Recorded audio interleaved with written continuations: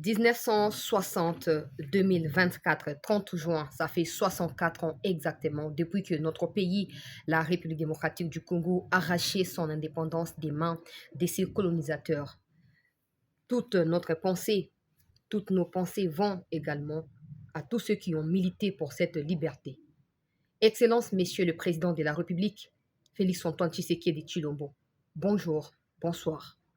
Nous venons auprès de vous pour vous rappeler que 64 ans après, il est temps de pouvoir établir un bilan. Où nous en sommes? Est-ce que notre pays a réussi à demeurer indépendant pendant 64 ans? Je demanderai à chacun de nous, en tant que Congolais, de pouvoir répondre à cette question. Loin de nous l'intention de pouvoir vous responsabiliser pour l'échec depuis toutes ces années. Mais si nous sommes dans cette vidéo, c'est pour vous demander de pouvoir faire aussi les bilans par rapport à votre arrivée, depuis votre arrivée jusqu'aujourd'hui. Monsieur le Président de la République, tout le monde le sait, la communauté internationale, vous le savez, les Congolais, nous le savons, que vous avez énormément déployé d'efforts pour pouvoir ramener, par exemple, la paix à l'est de notre pays. Des efforts qui jusque-là semblent ne pas aboutir à cause de l'avancée des ennemis, soutenus par la communauté internationale à travers son silence qui est qualifié de complice par vous-même. Monsieur le Président, lors de votre campagne électorale, vous avez fait le tour de la République. Votre discours a été essentiellement basé sur la question de l'Est. Je ne parle pas de vos 6 piliers par rapport à ces seconds mandats. La question de l'Est a été évoquée avec cœur, avec énergie, avec attachement. Et les Congolais vous ont écouté. 6 mois plus tard, vous avez été proclamé président de la République. Où en sommes-nous? 13 juin 2022, Bunagana tombé entre les mains des ennemis, l'armée rwandaise avec l'armée ougandaise. Bunagana n'a pas été récupéré, mais Bunagana a ouvert la porte pour la chute de plusieurs autres localités, villages dans les territoires de Rutshuru, de Massissi, de Nyiragongo, mais aussi ça s'étend désormais sur Lubero, Butembo, Walikale. Vous avez tout fait. Feuille de route de Luanda, feuille de route de Nairobi, rencontre bilatérale dans la sous-région. João Lourenço, votre homologue angolais, a été parmi ceux qui ont essayé de vous réunir avec l'agresseur. La vérité est telle que Paul Kagame sait pertinemment ce qu'il est en train de faire sur le sol congolais. Également Museveni, parce que le récent rapport des experts de l'ONU a attesté avec preuve la participation, la présence, le soutien de l'armée UPDF, l'armée ougandaise, aux côtés des terroristes de l'armée rwandaise dans les Nord Kivu. Officiellement, le UPDF doivent être du côté des Luturi. Que font-ils dans les Nord Kivu? Monsieur le Président, vous ne pouvez pas vous associer avec ceux qui détruisent les pays pour essayer de trouver des solutions aux problèmes qu'eux-mêmes ont causés à notre pays. Vous l'avez tenté depuis 3 ans, 4 ans désormais.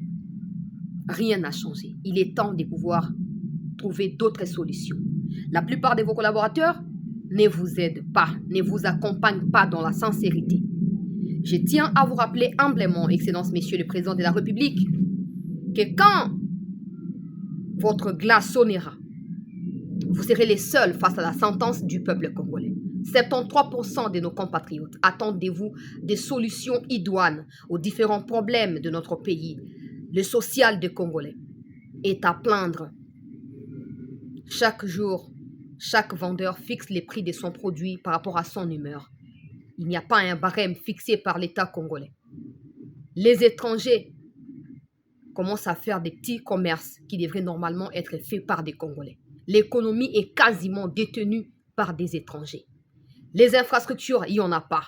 Vous avez reconduit le même ministre pour des résultats qui sont ignorés jusque-là par le peuple congolais.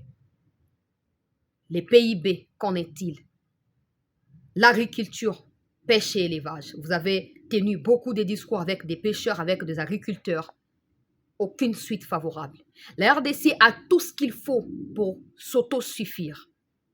Nous avons des terres qui peuvent produire de quoi subvenir à nos besoins en termes de produits de première nécessité. Mais nous préférons tout acheter auprès de nos pays voisins. Ce qui fait en sorte que ces pays se sentent capables de pouvoir nous agresser, de pouvoir nous détruire et empêcher à ce que une certaine catégorie de nos richesses, notamment les minéraux, ne soit pas convenablement exploitée par nous au profit de notre pays. Monsieur le Président de la République, il n'existe quasiment pas de routes qui relient l'ensemble de la République. Vous avez promis de pouvoir relever, j'allais dire, tous ces défis au cours de ces seconds mandats. 6 mois déjà passés. La souffrance ne fait que peser sur les épaules, les esprits des Congolais chaque jour qui passe. Monsieur le Président de la République, le gouvernement compte plus de 52 ministères. Aucune différence avec le gouvernement Sama Lukonde 1, Sama Lukonde 2, sans parler de ceux qui ont été reconduits. Vous nous avez promis vous-même que les erreurs du passé ne seront plus reproduites. Qu'en est-il de cette promesse, Monsieur le Président de la République? Les Congolais de l'Est sont privés de vivre comme tout Congolais. Vous êtes les garants de la nation, les symboles de l'unité nationale. Vous êtes les commandants suprêmes des forces armées de la République, mais aussi des forces de la police. Comment expliquer que certains officiers qui semblent être des Congolais travaillent pour les biens de l'ennemi? Comment la commune de Kanyabanyonga a-t-elle été cédée? À quel moment vos officiers, les officiers que vous avez bien sûr envoyés aux commandes des opérations dans les Kivu, ont-ils essayé de faire le maximum du possible pour pouvoir sécuriser cette commune qui ouvre la porte sur les territoires des Lubero? Et certainement qui va pousser l'ennemi à continuer sa progression pour asphyxier Goma. Vous avez dit à la communauté internationale que vous ne dialoguerez jamais avec l'agresseur ou les agresseurs, l'Ouganda, le Rwanda. Monsieur le Président, humblement, nous venons près de vous pour vous demander qu'il est temps de stopper avec toute hypocrisie vis-à-vis de Museveni Kaguta, de Paul Kagame. Les restantes déclarations de Paul Kagame prouvent à suffisance que s'il faut qu'il tombe de son pouvoir, il ne partira pas seul. Il partira avec tout le monde. Le mieux pour nous, c'est de pouvoir nous assurer notre protection, peu importe les délais d'attaque. Vous avez accepté d'organiser l'opération Springboks avec la MONUSCO. Il est où les bilans de ces opérations? La MONUSCO qui a laissé Rwindi partir. Aujourd'hui, la MONUSCO a été à Kanyabanyonga. Kanyabanyonga vient de partir. Quand MONUSCO ira à Goma, seul Dieu connaît la suite. Monsieur le Président, vous avez vous-même, au mois de septembre 2022, du haut des tribunes de l'ONU, annoncé le départ de la MONUSCO en nous disant que les forces armées de notre pays étaient plus que jamais capables pour pouvoir défendre seules la République. Où en sommes-nous? Certains me diront, la MONUSCO se retire du côté du Sud Kivu. Il n'en est absolument pas question. Là où la MONUSCO fait beaucoup de dégâts, là où la MONUSCO commet beaucoup ou fait beaucoup de mal au peuple du Kivu, c'est dans le Nord Kivu et non du côté du Sud Kivu. MONUSCO doit dégager. C'en est assez de cette ingérence étrangère aux affaires internes de notre pays. 64 ans d'indépendance sur papier, 64 ans d'ingérence extérieure, 64 ans de souffrance pour les Congolais. Je répète que nous ne voulons pas vous tenir pour responsable de tous les maux qui ont été causés par vos prédécesseurs. Mais nous souhaitons à ce que des promesses tenues par vous soient respectées, soient exécutées par vous. Et ceci passera par les castings que vous ferez. Ce n'est pas à vos collaborateurs de pouvoir vous choisir ou de pouvoir penser les meilleurs pour le peuple congolais. Le peuple, 73% des Congolais ont voté pour vous. Vous serez seul le jour J devant le peuple. La plupart de vos collaborateurs ne sont pas sincères ni avec vous, ni avec la vision que vous prenez à tête de notre pays. Nous vous demandons pour cette occasion que je refuse de qualifier de commémoration de l'indépendance, mais d'une journée de cogitation, de pouvoir vous aussi cogiter de votre côté pour essayer, s'il vous plaît, Monsieur le Président, à trouver des solutions aux problèmes de vos compatriotes que nous sommes. Excellence, Monsieur le Président de la République, les forces armées de la RDC que vous avez pu former, je me rappelle le 3 novembre 2022, vous avez fait une sortie médiatique où vous avez mobilisé, galvanisé des troupes. Vous avez dit aux Congolais qu'il était temps de pouvoir s'élever pour combattre, intégrer l'armée. Des milliers de jeunes, certains membres de nos familles à nous, ont intégré les forces armées. Vous ne pouvez pas mélanger des produits issus du brassage, du mixage avec des produits que vous-même vous formez, en qui vous avez placé votre confiance. Pour preuve, ces mélanges ne produisent aucun effet positif sur les terrains. Nos compatriotes ne savent plus à quel sens c'est voué. Ils sont abandonnés à leur triste sort. Ils partent d'un village à un autre, d'une localité à une autre, en quête de la paix que vous nous avez promis pendant votre campagne électorale. Excellence, Monsieur le Président, vous avez tous les moyens qu'il faut. La République vous confère ses pouvoirs. Article 69 de la Constitution est clair.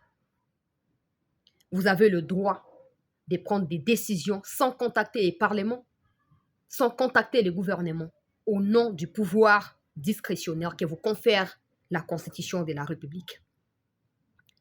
Nous vous prions par ces messages, Excellence, Monsieur le Président de la République, de pouvoir prendre des décisions qui s'imposent. L'EAC, nous devons quitter EAC. Ouganda doit partir. MONUSCO doit partir. Il faut que vos collaborateurs au niveau de l'armée soient sincères avec vous. Un travail de nettoyage approfondi doit être fait en urgence.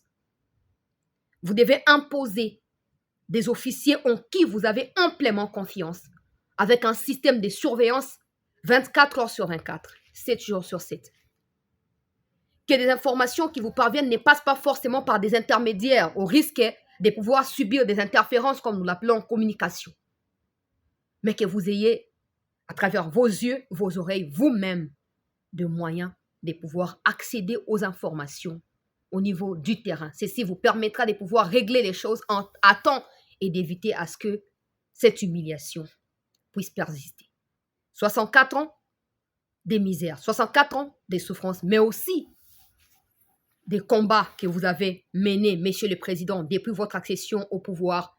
L'embargo, les régimes dans lesquels ou sous lesquels nous avons été soumis en 2008, a été levé au mois de novembre 2022 grâce à vos efforts. Aujourd'hui, le monde entier connaît Kagame comme étant un criminel, Museveni un criminel. Le monde entier sait que ces deux pays vivent aux dépens de ce qui se passe au Congo. La stabilité au Rwanda et en Ouganda dépendent de la situation sécuritaire à l'est de notre pays. Nous vous demandons de prendre une fois de plus des décisions qui s'imposent. Dans l'espoir que ces messages vous parviennent en bonne santé, nous continuerons à prier pour vous, Excellence, Monsieur le Président, que la sagesse du Très-Haut vous accompagne, que Dieu vous aide à faire la part des choses. Le Congo n'est pas une église, le Congo est un pays qui mérite mieux que ce que nous vivons aujourd'hui. Ceux qui n'ont pas le droit d'être avec vous ne peuvent pas être là. Il y a plein de Congolais éparpillés dans le monde capables de pouvoir vous accompagner dans n'importe quelle circonstance, n'importe quelle situation. À vous de pouvoir procéder au casting approprié pour que ce second mandat soit différent du premier et que le résultat escompté par vous et par l'ensemble de la République soit visible de tous. Nous vous remercions de l'attention que vous avez pu accorder à ce message, dans l'espoir que les conséquences ou les impacts de ces messages seront vus de tous les Congolais dans les jours à venir. En ce 30 juin, Monsieur le Président de la République, nous allons nous consacrer à la cogitation, à la réflexion approfondie des maux qui ont rongé notre pays depuis tous ces temps. Nous partagerons des pistes de solutions avec ceux qui en auront besoin, dans l'espoir que notre pays aille mieux. Le Congo ne sera pas construit par des étrangers qui se camouflent et qui se déguisent en Congolais à vos côtés. Le Congo sera construit par vous, dignes fils du pays, et par nous qui avons voté pour vous. Merci, Excellence, Monsieur le Président de la République.